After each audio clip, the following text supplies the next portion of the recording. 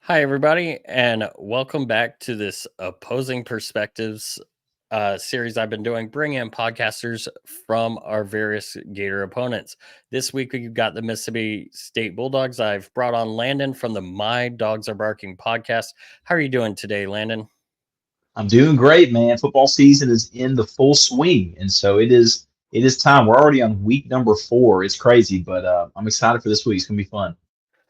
Definitely should be fun. I mean, of course, the season probably hasn't started how either of us saw it starting, but that kind of brings it more fun this weekend. What do you think?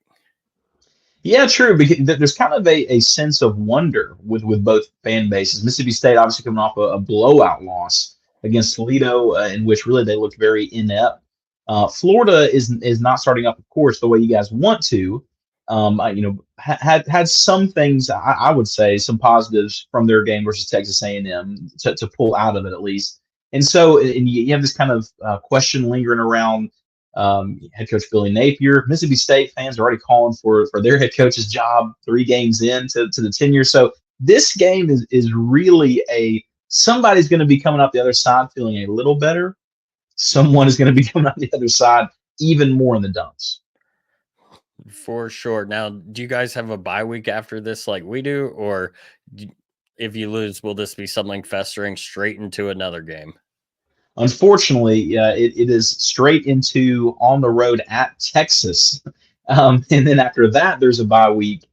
And then after that, it is going on the road at Georgia. So man, the what is it? The hits keep coming and they don't stop coming. That's Yeah. exactly how Mississippi State fans are feeling. So this really is for the Bulldogs a game where it would help the season get back on track with either a win or honestly playing just very close because of the fact that this next month is about to be extremely difficult for them after this game. So it's going to be interesting once it kicks off at 11 a.m. Central on Saturday. Yeah. And that's one thing I've got to keep in my mind while traveling. That's an 11 a.m. kickoff and not a noon kickoff as I'd be accustomed to if it were here in the Eastern time zone. But let's go ahead. Tell us a little bit about the Bulldogs. I guess let's start off with what are the strengths of the Bulldogs this year?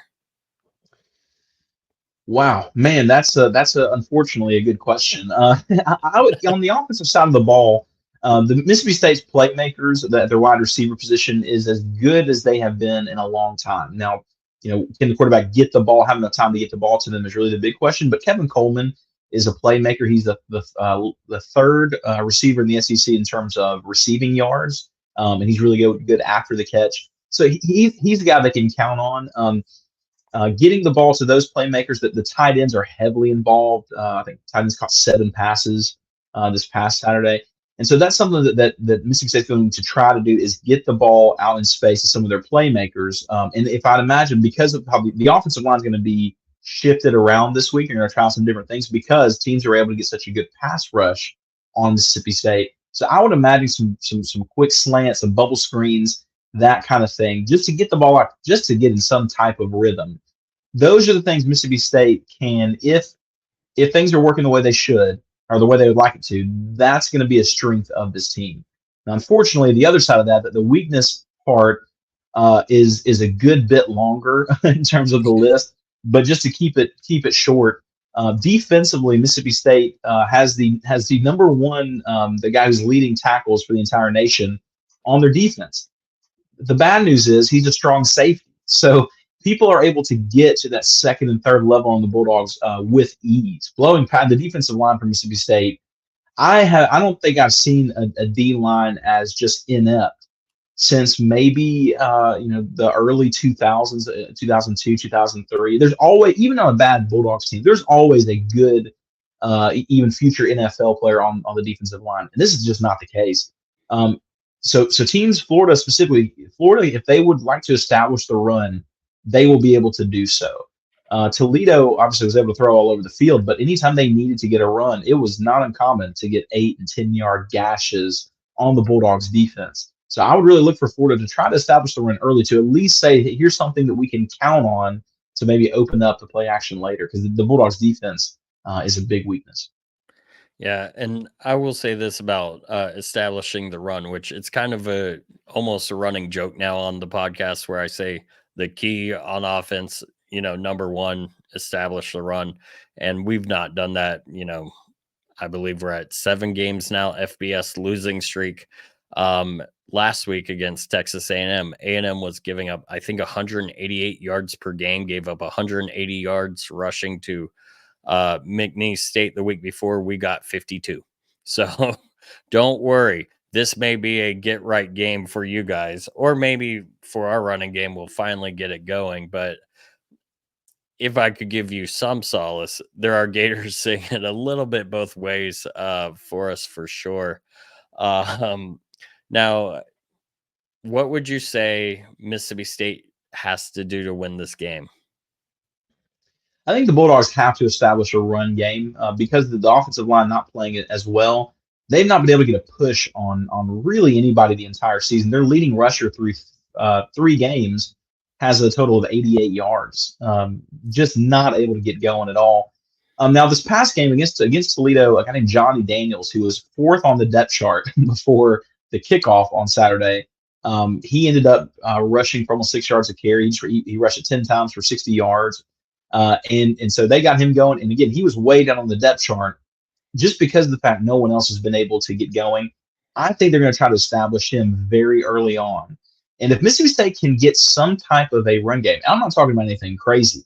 If they can get 3.5 yards or so a carry, it's going to help out because right now the Bulldog running backs have, I don't know if it's a lack of vision or if they need to borrow my glasses, but like just running directly into the back of offensive linemen and obviously not getting anything going. So the Bulldogs need to establish a run because of the fact that with Blake Shapen at quarterback, who he's an experienced guy, he only has 1 interception throughout the season and has a good amount of passing yards. I think he's also third in the SEC when it comes to total passing yards. A lot of this offense is play action, but they're passes. But Mississippi State's not running the ball a lot, so they're doing the play action almost out of habit. But the defense knows they're not going to run the ball, and if they do, there's not a lot of speed. So Mississippi State can establish some type of run game. That will be what they need to do. For Florida's side of the ball, it appears as if they can very quickly make sure that Mississippi State stays the way they have been, which is not getting any sort of a push, and can keep that run game in check, it's going to be another long day for Mississippi State. So watch for Florida. I would not be surprised at all if they're loading the box earlier just to make sure that is not going to go. And hopefully we do. I mean, there's been some questionable things this year when it comes to some things we've done on defense. Now, forgive me, I have not paid as much attention to your quarterback situation. I mean, I halfway paid attention to the Arizona State game as I was driving home from Florida's win over Samford. But is your quarterback dual threat, which is something many Gator fans, I'm sure, are curious about. Blake Shapen is can be elusive in the pocket, can get away from the rush a little bit, but he's not going to be a guy that's going to gash you in the run game. I think expecting any more than 20 to 25 yards rushing would be a pretty good day for him. So no, I don't think so. Now, again, he can get out of the pocket and move a little bit, and might rush for a little bit. But he's not going to be somebody. I think he has 1 rushing touchdown in the year, but he's not going to be someone that is very quick to pull down and run. He's going to make sure it is not there. So the Gators are okay with that. Now the other part of that though is Shapen is an accurate quarterback. He showed last week. He doesn't necessarily have a great arm, but I think he is at least an accurate quarterback, and so that they can keep him in the pocket and get to him. But the fear is since he is accurate, he could be able to hit some guys, but he's not going to be anybody pulling it down and running the way what is it, Jarrell Reed, the A&M quarterback from last week. I can't remember his name, but nothing close to what Reed can do on the ground. Awesome. And for the Gators, of course, we're not even sure what our quarterback situation is probably until Wednesday night or tonight when this releases. And SEC media conference, or what used to be our press conference when we released the depth chart. We're not doing that anymore. So you guys could be seeing us with last week where we're doing Graham Mertz, DJ Lagway every other series. It could be Graham Mertz's team for the game. We don't know quite yet. So it'll be interesting. Of course, each one provides different things. Lagway has some legs and a lot more deep ball accuracy, where Mertz has, the experience. A lot of people would call me check down merchant, but that's definitely not necessarily a bad thing.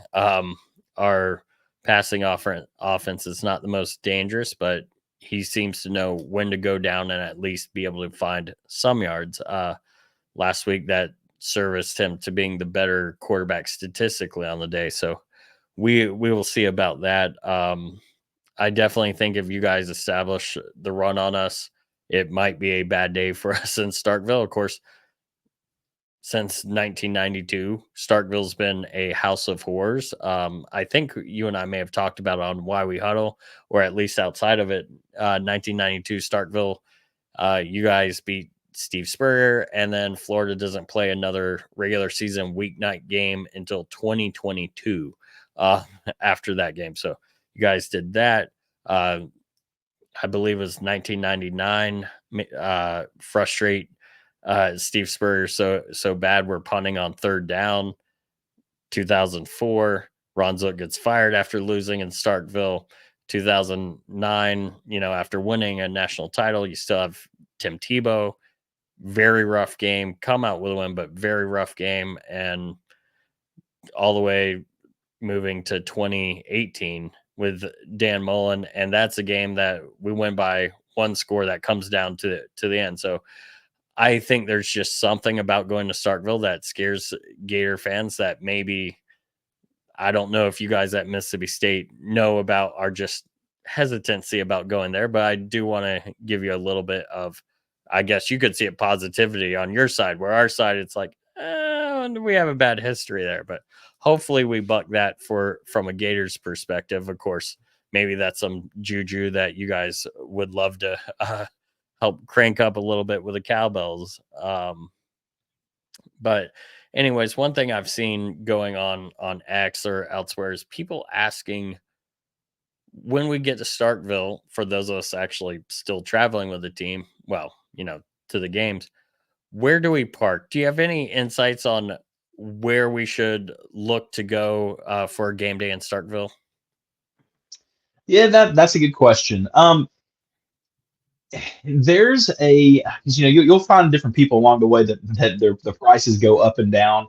From what I found to be one of the more just the easier things is whenever you come into Starkville and you see the university on the left, you'll see a ton of people turning in there.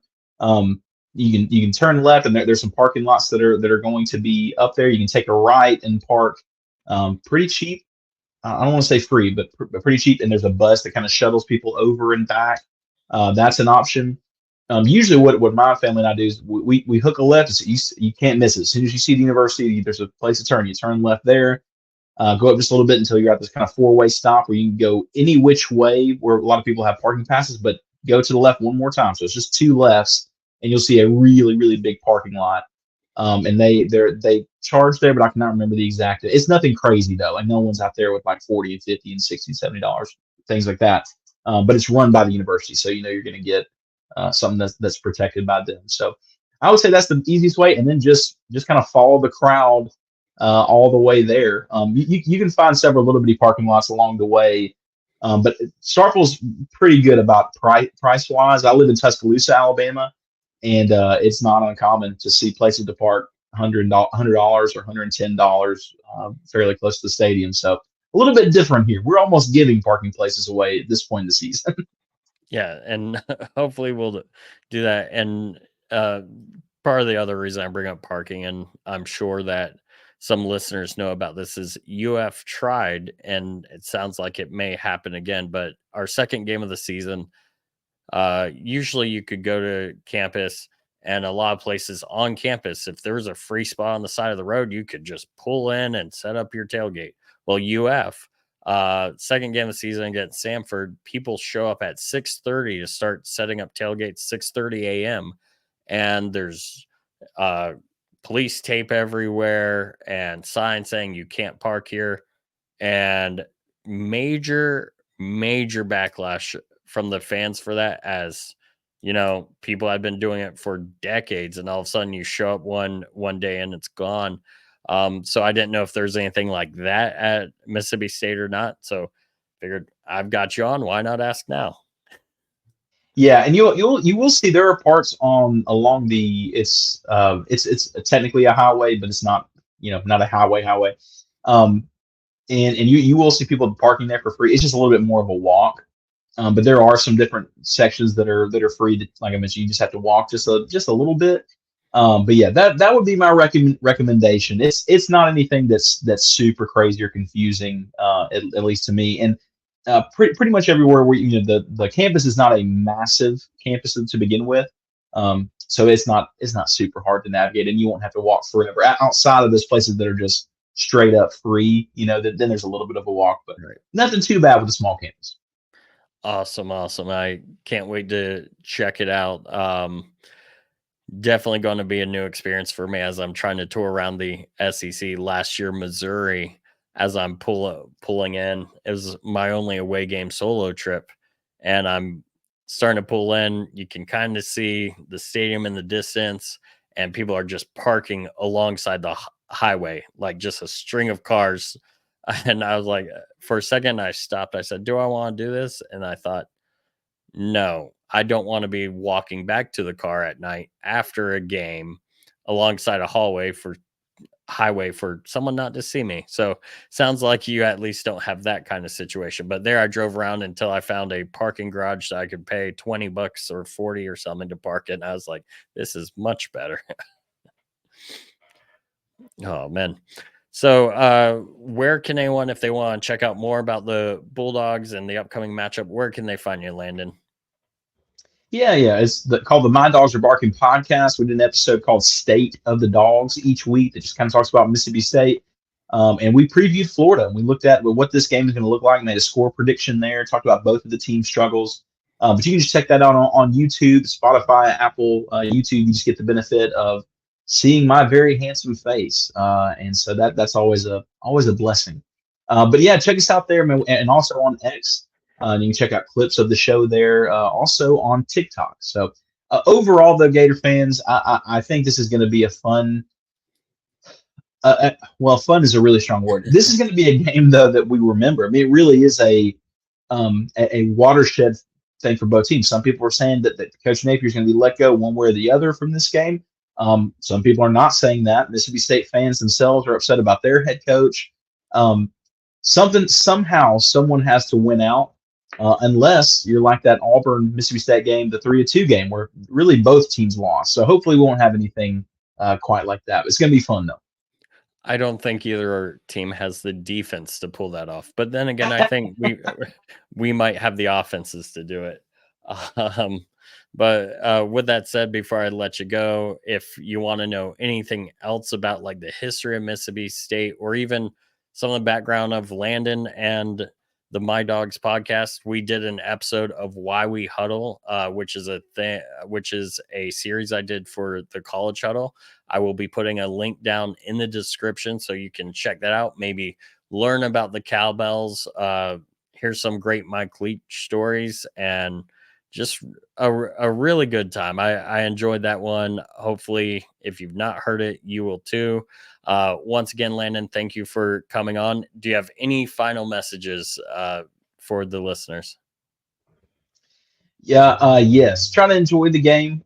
Try not to be on social media too long. It'll bum you out after a while because there's always somebody just ready to ruin your day. So enjoy what you can, and we'll see what happens come Sunday after this game. It's gonna be nuts. Awesome. Well, thank you again. And everyone, thank you for listening. And as always, go Gators.